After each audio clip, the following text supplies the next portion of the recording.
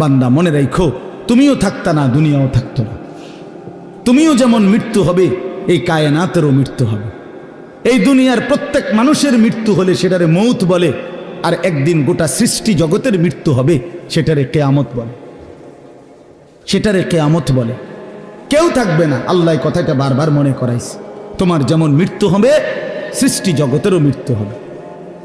ইযাস সামাউন ফাতারাত ওয়া ইদাল কাওয়াকিবুন তাসারাত। আল্লাহ বলেছেন ইযাস শামসু কুফিরাত। আল্লাহ তাআলা এভাবে বারবার বলছে ইযাস সামাউন শাক্কাত, আসমান ভেঙে যাবে, চূর্ণ বিচূর্ণ হয়ে যাবে, তারকারাজি খসে খসে পড়বে, সূর্য চন্দ্র আলোহীন হয়ে পড়বে।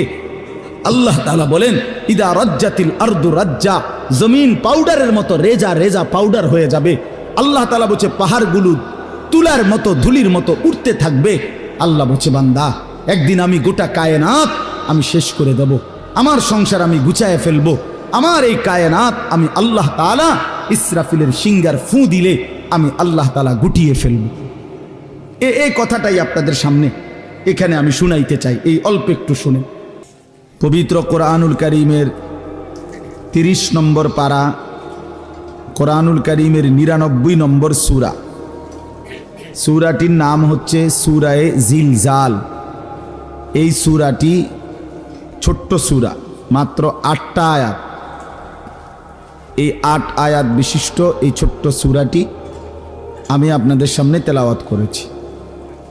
অল্প কিছুক্ষণ সময়, কোনোভাবেই আমি দেরি করতে চাই না, অল্প একটু সময় ইনশাআল্লাহ এই আয়াতগুলোর তর্জমা এবং তার সাথে প্রাসঙ্গিক সামান্য কিছু কথা আমরা আরজ করতে চাই।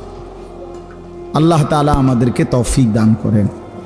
নওজোয়ান ভাই সকলের কাছে অনুরোধ, ভাই শতভাগ এই অল্প একটু সময়, আমি আসলেই দেরি করব না ইনশাআল্লাহ, মনোযোগ দিয়ে শুনলে ভালো হবে। আমি অনুরোধ করলাম যে বিশেষ করে হাতে যেই মোবাইলটা, এটা নিয়ে ব্যস্ত হইও না ভাইয়া।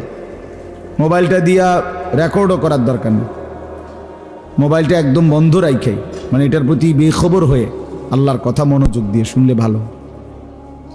এটা একটা জরুরি বিষয়। আসলে যিনি যতটা আন্তরিকতা দেখায় আল্লাহর কথা ক্ষেত্রে, আল্লাহ তাআলা তার ততটা পরিবর্তন নসিব করে। নিজে কোনো রকমের গাফলতি খামখেয়ালি করলে, অবজ্ঞা করলে আল্লাহর কোরআন তার থেকে আসে না, পরিবর্তন আসে না। এটা অনেক গুরুত্বপূর্ণ। আমরা ছোটবেলায় যখন মাদ্রাসায় পড়তাম, তখন আমাদের উস্তাদরা আমাদেরকে সব সময় বলতেন যে ইলম, কোরআন সুন্নাহর ইলম, আল ইলমু লা ইউতিকা বা'দাহু লা তুতিকা বা'দাহু হাত্তা তুতিয়াহু কুল্লা। তুমি যদি তোমার পুরা নিজেকে সঁপে দাও ইলমের জন্য, তো ইলম তোমাকে কিছু দিবে। তোমার নিজেকে দিয়ে দাও পুরা, তাইলে ইলম তোমাকে কিছু দিবে, অর্থাৎ সামান্য হবে।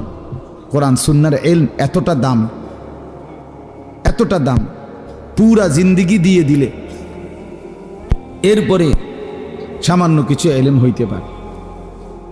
একজন বিশ্ববিখ্যাত বুজুর্গ আলেম ছিলেন আমাদের এই হিন্দুস্তানে, ভারতীয় উপমহাদেশে, হযরত মাওলানা মনজুর নোমানী রাহমাতুল্লাহ